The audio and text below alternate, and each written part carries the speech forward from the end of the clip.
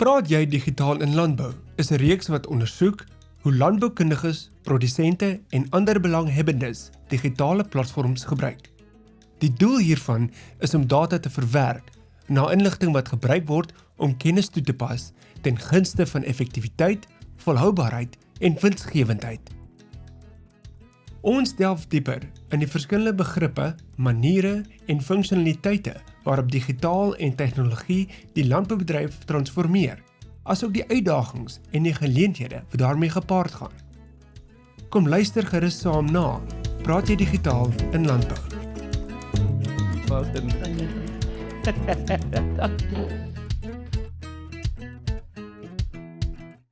Krishna, welkom by vanmôre se koffie en kennis. Lekker om jou hier te hê. As ons so kyk na Suid-Afrika, het ons nou natuurlik 12 amptelike tale, as ek dit reg het. Onlangs het die gebarentaal, as ek nou reg onthou, het ook een geword. Maar vandag wil jy vir ons 'n bietjie kom vertel oor 'n 13de taal wat ons dalk moet begin besig. 13de taal, digitalig. Is jy digitalig, praat jy digitaal? Ek dink in vandag se tyd is dit baie belangrik dat mense al meer georiënteerd raak in terme van digitaal. Ons is so gewoond aan telefone en rekenaars en dan dink ons, as jy digitaal in die konteks van landbou praat, dat dit moet moeilik wees. En eintlik is dit alles behalwe. Dit is net 'n kwessie van hoe gebruik jy dit en hoe pas jy dit toe. Vir jare al boer ons met data. 'n Produsent op sy plaas is daar oor generasies. En ons het daai data altyd in boeke gehad. Vandag het ons die voorreg om daai data digitaal te omskep of in 'n digitale vorm te hê waar ons daarmee kan werk. En dan dink ons baie keer dat dit is digitaal, maar dit is nog nie digitaal nie. Dit is nog steeds net data. Maar die feit dat ons dit nou op 'n digitale platform het, maak dat ons daarmee kan werk en iets daarmee kan doen. So wat dan ons bring by actionable digital agriculture. Dit wat jy in data jy maak dit toepaslik, wat dan kennis word wat jy kan toepas om 'n verskil te maak. Want op die einde van die dag gaan dit oor winsgewendheid en volhoubaarheid. Sê my iets soos die term wat gebruik word, internet van dinge, hoe sal jy dit by inbring? Hoe sal jy dit aan iemand verduidelik? Dit klink altyd so kompleks as jy baie keer op die radio daarvan praat, maar wat is dit eintlik in kortom? Kyk, enige ding klink kompleks solank jy hom nie verstaan nie, maar die oomblik wat jy hom afbreek tot teen die been en tot in sy essence, dan begin hy vir jou sin maak, want dan kan jy sien hoe werk hy. En as jy kyk na die internet van dinge, dan is dit die tegnologie en die digitaal wat met mekaar begin praat. So as jy net kyk na tegnologie, jou trekker, jou stroper, toerusting, 'n hamer wat jy op die plaas gebruik, is alles deel of 'n vorm van tegnologie. Digitaal is die taal wat hierdie toerusting met mekaar praat, en die internet van dinge vat hierdie konteks en sit alles in een vakkie, sodat jy in 'n ekosisteem kan wees en in 'n ekosisteem kan beweeg waar hierdie goed met mekaar kan praat, om dan ons terug te bring by data wat vir jou kennis bring of inligting bring wat kennis gee wat jy kan toepassings mee aanpas op die plaas. So as jy nou aan iemand moet verduidelik, Krishna, waar moet so 'n persoon begin? Is dit klein, moet jy voluit gaan, waarna kan jy iets sien?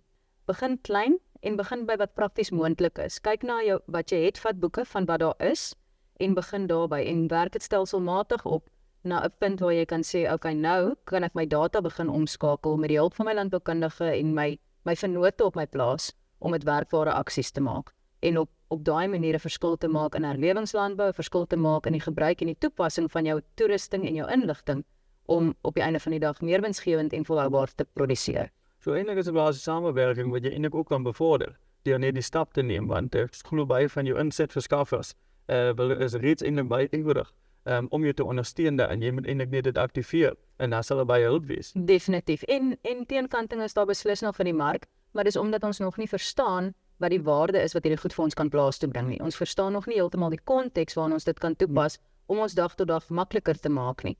As jy gaan kyk na die rede hoekom jy digitaal gebruik of hoekom jy enigiets in daai geval gebruik, is hy moet vir jou twee goed doen. Hy moet 'n probleem oplos of hy moet vir jou geld maak.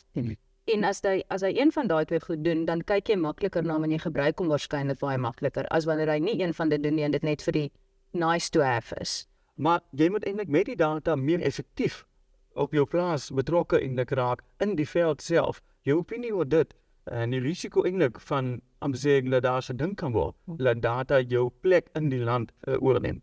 Kijk, dis uiters belangrik wat jy sê, die digitaal en die gebruik van digitale toepassings haal nie voete uit die land uit nie. En inteendeel, dit rig voete in die land.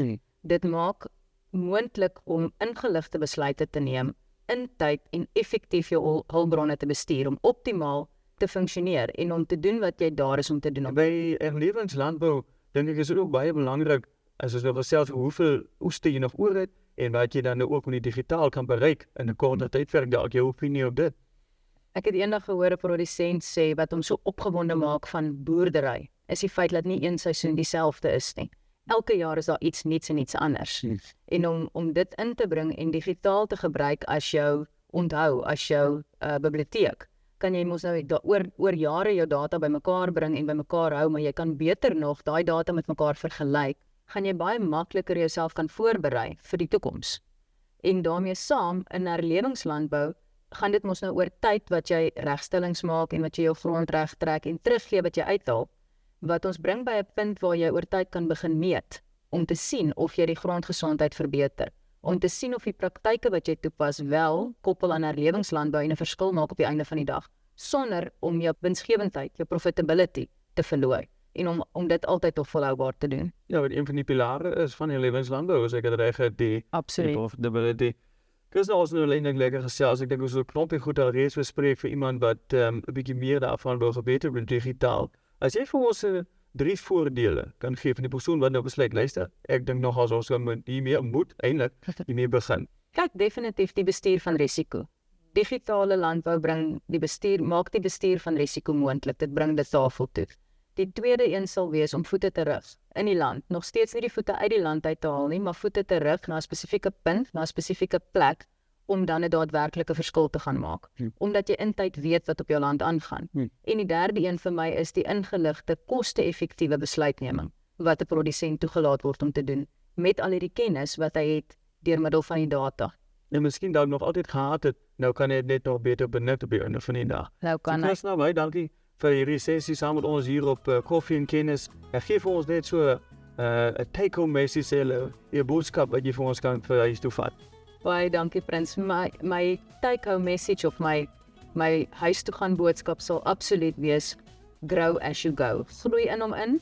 Hierdie is 'n journey. Dit gaan nie oornag gebeur nie, dit gaan tyd vat. Soos met herlewingslandbou, gebeur alle beste dinge nie oornag nie, maar oor tyd.